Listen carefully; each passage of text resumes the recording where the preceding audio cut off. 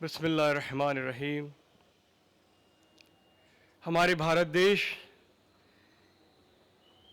की संस्कृति, तपस्या और गुरुजन तमाम ऋषिजनों को हम सदर नमन करते हैं।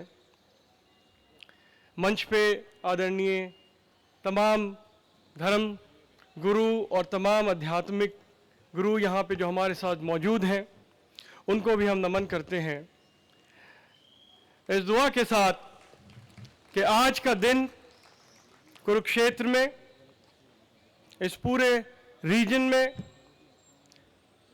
स्वामी श्री दयानंद महाराज जी की 200 सालाना वर्षगांठ पे जो यहाँ पे हमें बुलाया गया, तमाम गुरुजनों को बुलाया गया।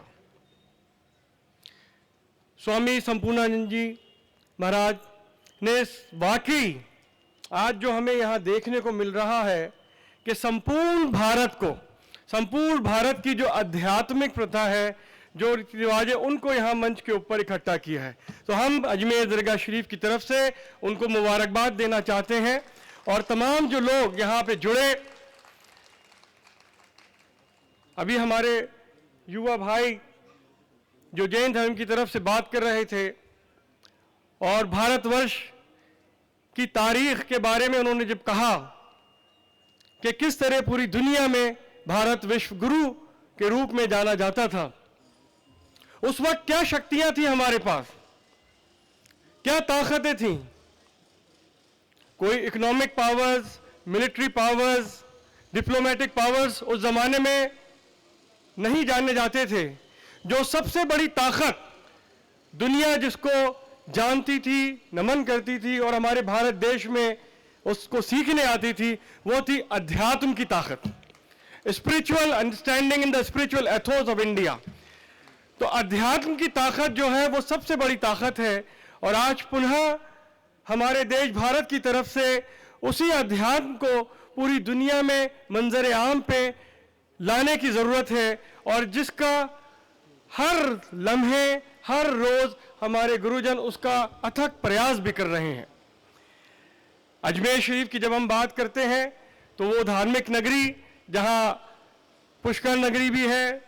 और सबसे बड़ी बात, जब मुझे दावतनामा आया, सुशील जी महाराज ने कहा, तो मैंने कहा भाई आर्य समाज की तरफ से एक दावतनामा आना बड़ा ख़ास है, क्योंकि हम तो बचपन से बड़े हुए हैं जहाँ पे आर्य समाज और ऋषि उद्यान, जो वहाँ पे स्वामी दयानंद सरस्वती जी महाराज ने अपने आखिरी लम्हे गुजारे और वहाँ से एक मुहिम चलाई जो पूरे भारत देश के अंदर एक नज़ीर बनती है, किस तरीके से हर प्रकार के भेदभाव को दूर करते हुए, हर प्रकार के भेदभाव से ऊपर उठते हुए मानवता की सेवा करना, इंसानियत की सेवा करना और लोगों को जोड़ने का काम आज भी वहाँ पे जो तालीम और तरबियत और टीचिंग दी जाती है, लोगों को जोड़ने का प्रयास किया जाता है।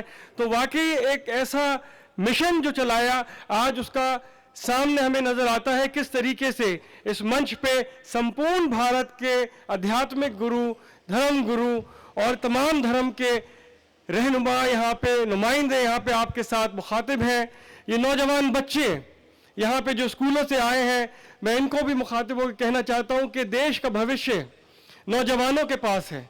और आप अपनी दुनियावी पढ़ाई के साथ, जो स्कूल में तालीमात हासिल कर रहे हैं, जो कॉलेज में पढ़ाई कर रहे हैं, उसके साथ साथ सुबह से लेकर शाम में कुछ भी लम्हे मिले तो दो ताकतें जो हम में होती हैं उसको जानने और पहचानने की कोशिश करें, जो तमाम गुरुजनों ने अपनी ज़िंदगी के एग्जाम्पल के साथ लोगों को दी। वो ताकत, अध्यात्म की ताकत कैसे हम पहचानेंगे कि शुक्र, जब हम सुबह उठे तो शुक्र की ताकत के साथ, अभिनंदन की ताकत के साथ कि उस रब ने, ईश्वर ने हमें एक नया दिन दिया है, नई ऊर्जा दी है, नई सांसें दी हैं, तो हम उसका शुक्र अदा करते हैं, उसकी अभिनंदन करते हैं कि जिस मकसद से हर इंसान को, हर रूह को किसी ना किसी मकसद के तहत भेजा गया है। इस दुनिया में सिर्फ आना, बड़े होना और चले जाना नहीं है।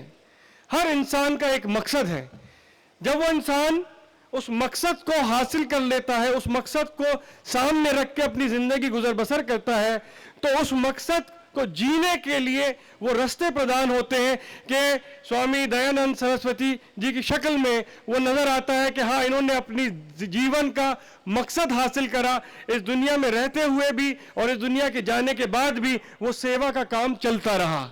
तो ये चीज़ें नौजवानों को सोचना चाहिए कि शुक्र की ताकत और सब्र की ताकत के दिन हमारा कैसा भी गुजरा हो, चैलेंजेस सबके साथ होते हैं, अच्छा दिन भी रहता है, बुरा दिन भी रहता है, नफ़ा नुकसान भी होता है, हम अपना कारोबार भी करते हैं, लेकिन जब शाम के वक्त तमाम दिन के गुजरते हुए तो इस सब्र की ताकत के साथ हम विश्राम करें और एक नए दिन की जो हम कामना करते हैं कि उसमें नई ऊर्जा, नई शक्ति के साथ जिस मकसद से हमें इस दुनिया में भेजा गया है उसको कायम करें। और अगर हम उस पर मुकम्मल तौर पे आगे चलते हैं तो भारत देश को विश्व गुरु की तरफ लेके जाने में कोई प्रयास नहीं छोड़ा जा सकता है। और ये भागदौड़ जो सिर्फ संतों के पास नहीं बल्कि नौजवानों के पास, जैसे कि सीना बसीना, हाथ टू हाथ ट्रांसफॉर्मेशन दिया जाता है। ओरल ट्रेडिशंस, हमारे अभी जो कथावाचक जो पढ़ रहे थे, ये ओरल ट्रेडिशंस हैं जो सदियों से सीना बसीना, हाथ टू हाथ आगे बढ़ाए गए हैं। इनमें वो कथाएं होती हैं, वो मार्गदर्शन होते हैं जो संतों ने, गुरुजनों ने महसूस किया, उसका एहसास हुआ, उसको अपनी ज़िंदगी में उतारा और पूरे सोसाइटी के अंदर वो चेंजेस लेके आए। जो भी चैलेंजेस थे उस ज़माने के अंदर, उससे उभरे। और सबसे बड़ी बात ये देखने को मिलती है कि आज़ादी के लिए जो एक मुहिम चलाई वो अध्यात्म के बुनियाद के ऊपर चली, ना कि बल के बुनियाद पे, ना कि आर्मी के बुनियाद पे, ना कि हमारी फौजों के। वो सबसे पहली बुनियाद थी अध्यात्म, स्पिरिचुअल पावर। तो हम यही कामना करते हैं कि ख्वाजा गरीब नवाज की बारगाह से मैं ये भी बताना चाहता हूँ कि कल वहाँ पे 811 सालाना उर्स, जहाँ पे करीब 10 लाख लोग इकट्ठे थे, लेकिन जब महाराज जी ने कहा कि नहीं यहाँ पे आना है, तो हमने कहा बिल्कुल ये उर्स मुकम्मल हो जाएगा और अगले दिन हम यहाँ पहुँचेंगे। तो ख्वाजा साहब की एक बड़ी अहम शिक्षा है जिसमें इंसान को अगर उस रब की, उस ईश्वर की कुर्बत हासिल करनी है, उसके करीब पहुँचना है, तो कुदरत की 3 सिफात अपने अंदर उतार ले। वो क्या है? सूरज जैसी शफकत, सन लाइक ग्रेस, जो करुणा है सूरज की वो अपने किरदार में उतार ले। दरिया जैसी सखावत, बहते हुए पानी जैसे जेनरोसिटी, और जमीन जैसी खातिर तवाज़ो कि जमीन जैसी हॉस्पिटैलिटी। अगर हम ये 3 किरदार अपने डेली लाइफ में, रोजमर्रा की जिंदगी में उतार लेते हैं, तो हम जब सेवा भाव से अपनी जिंदगी गुजर बसर करेंगे तो किसी से भी हम कोई भेदभाव नहीं करेंगे, ना किसी का नाम पूछेंगे, ना किसी का मजहब पूछेंगे, ना किसी की जात पूछेंगे, ना किस नेशन से हैं, किस रीजन से हैं। अगर हम पूछेंगे तो सिर्फ एक बात पूछेंगे कि हम आपकी क्या सेवा कर सकते हैं, हम आपकी क्या सेवा कर सकते हैं, हम आपकी क्या सेवा कर सकते हैं। यही पैगाम हमें पूरे भारतवर्ष की तरफ से पूरी दुनिया को देना है।